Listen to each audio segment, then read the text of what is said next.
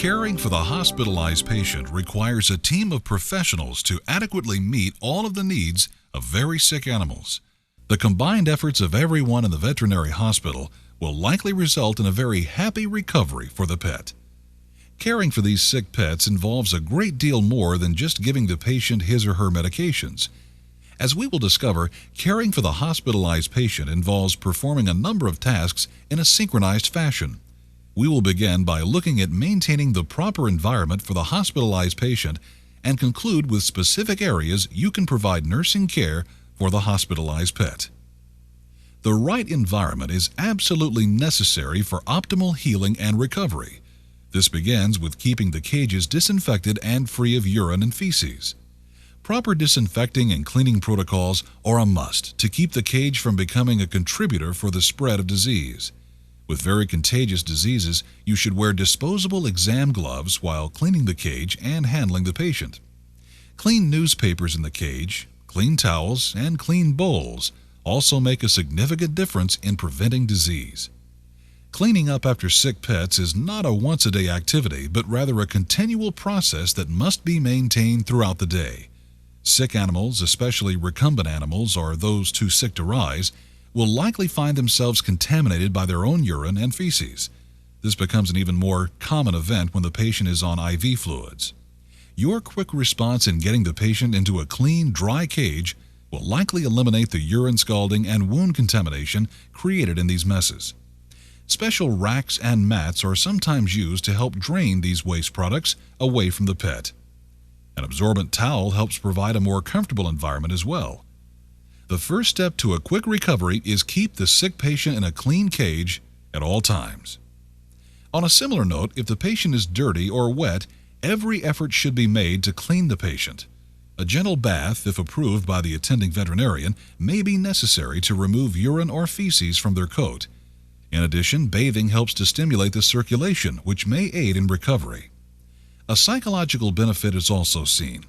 Pets just feel better after a bath. And finally, sending home a clean patient sends a powerful message to the owner as to the level of care received at your hospital. Sick pets with fleas should be placed on some sort of flea control program. This may take the form of a medicated flea bath, a dose of Advantage, or some other flea control measure. Fleas not only debilitate the dog or cat they are infesting, but they pose a significant risk to neighboring patients.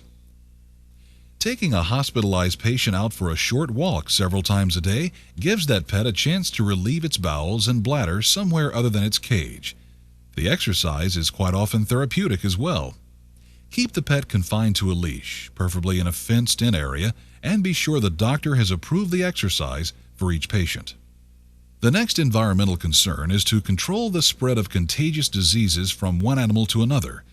Familiarize yourself with the disease conditions of the patients under your care so that you will be less likely to be instrumental in spreading disease. Patients with contagious diseases should be hospitalized in an area of the hospital away from other pets. Such areas, called isolation wards, are often designed to vent the circulating air out and away from other animals.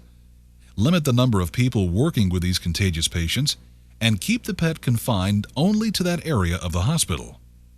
Contaminated hands, smocks, and shoes can all be contributors for transmitting disease to other areas of the hospital. Be sure to wash your hands thoroughly, as well as taking steps not to transport infectious viruses and bacteria on your clothing and shoes. Disposable exam gloves are quite beneficial in helping to control the spread of disease. A good rule to follow is nothing leaves the isolation ward without first being cleaned and disinfected. The final environmental concern is that of maintaining a stress-free environment for the patient. Stress has been documented to slow the recovery and healing process in both human and animal patients. You can optimize the patient's healing by reducing environmental stress. Stressful factors might include an excessively noisy environment, cats and dogs in the same proximity, and excessive human traffic that minimizes an animal's ability to rest. Your attention to the environmental issues surrounding the hospitalized patient will be invaluable to the healing of pets under your care. There are many items to consider in order to maintain excellent patient care. Each animal under your supervision is an individual and will require individualized care. We will begin with the need to continually evaluate and reevaluate the patients you are caring for. Evaluation begins with good observation skills. Observe the pet's attitude, appetite, and appearance. This includes but is not limited to their food and water consumption, the amount of urine and feces they are producing or not producing, as well as any unusual symptoms they may exhibit, such as coughing, vomiting, diarrhea, or labored breathing. Are they able to rise, or are they confined to a lateral recumbent position? Do they appear to be in pain? Are they responsive to affection and interaction? Your ability to observe these sick animals and monitor their changing condition is often vital information for the veterinarian and medical team. Good decisions are made only when all the information is available. You are a key player in acquiring the facts necessary in order to make sound medical decisions. Another element of this evaluation is the collection of the patient's vitals. We call this the TPR, which stands for temperature, pulse, and respirations. This information may be requested for each patient on a daily basis or as often as hourly with some very critical patients. These three parameters provide objective information to the doctor about the patient's progress.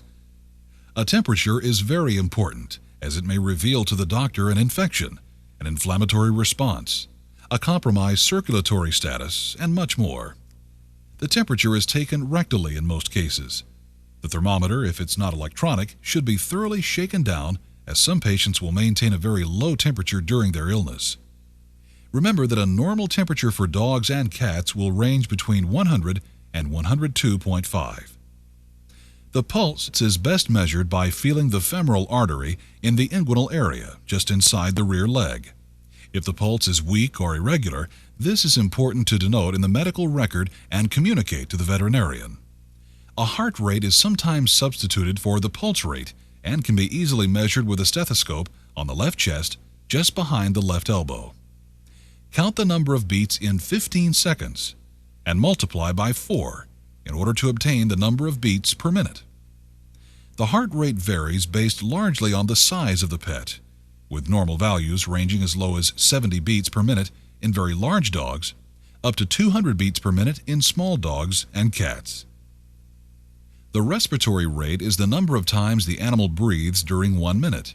It too can be calculated by counting the number of breaths an animal takes during a 15-second interval and multiplying that number by 4. Normal respiratory rates will range from 14 to 30 respirations per minute. If the breathing appears labored or shallow, this information should also be communicated. Whenever a patient displays abnormal vitals or other unusual symptoms, it is very important to notify the attending doctor as to your findings. You, in many ways, are the eyes of the doctor if you spend a great deal of your time working in the treatment ward or areas where hospitalized patients are housed.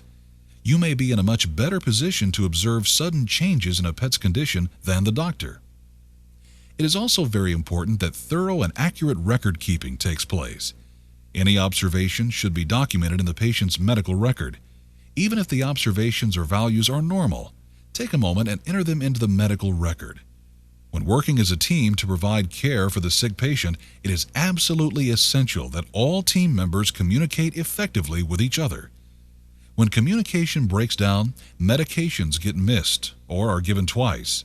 Serious changes in a patient's condition are overlooked, or many other serious problems might occur.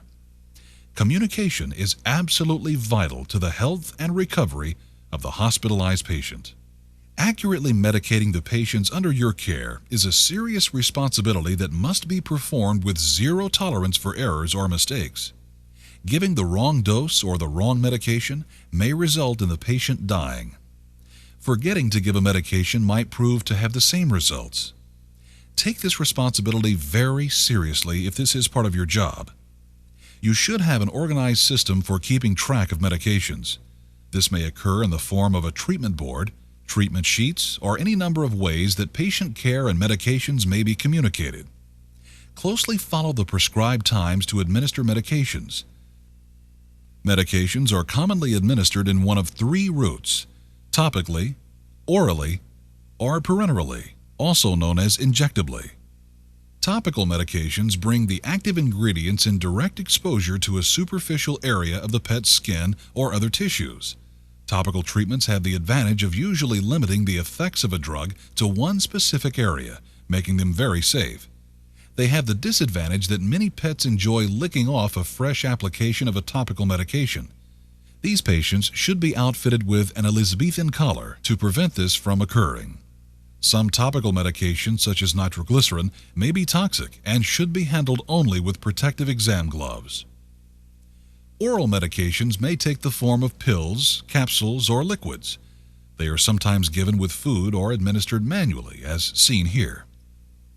Carefully observe the patient for several minutes after giving the medication to be sure the pill is not spit back out. The parenteral route involves the use of a needle to administer the drug. Injections are generally given intravenously, intramuscularly, or subcutaneously using a 20 or 22 gauge needle. The route of drug administration should always be the decision of the veterinarian and should always be noted in the medical record. Proper restraint of the animal will be necessary as most injections cause some degree of pain. Regardless of how an injection is to be given, it is very important that good aseptic or sterile technique is used. A new needle with syringe attached is inserted into the center of the rubber stopper of the bottle. If the rubber stopper is not clean, it should be wiped off with a cotton ball and alcohol first. With the bottle inverted so as not to introduce air into the syringe, fill the syringe to the desired amount. Withdrawing slightly more solution than needed allows the excess solution along with unwanted air to be evacuated from the syringe. Remove the syringe from the bottle, being careful not to touch the needle, introducing contamination. Great caution should be exercised so as not to stick yourself with the needle. The simplest injection is the subcutaneous injection. This type of injection deposits the drug just beneath the skin of the animal. Here it will be slowly absorbed into the bloodstream. The most common sites for a subcutaneous injection are into the loose skin over the shoulder blades or into the skin over the pelvis. With all injections, always aspirate the plunger to identify that you're injecting into the correct area. If a vacuum is not observed upon aspirating the syringe during a subcutaneous or intramuscular injection, do not inject. If blood is aspirated during this type of injection, this may indicate the needle is positioned into a vein or artery. Injecting the wrong medication into a blood vessel can be life-threatening, so always aspirate prior to injecting. Administering an intramuscular injection necessitates delivering the drug into a large muscle, such as the large biceps femoris muscle of the thigh. These injections into a muscle allows the drug to be absorbed more quickly. The final injection, an IV or intravenous injection, requires a great deal of skill and experience and will generally be given by the doctor or trained technician. This requires a great deal of skill to accurately deliver all of the drug into one of the animal's large veins. Failure to give an IV injection properly may result in pain or multiple other complications. Once any of the 3 types of injections have been given, the needle should be properly disposed of into a sharps container.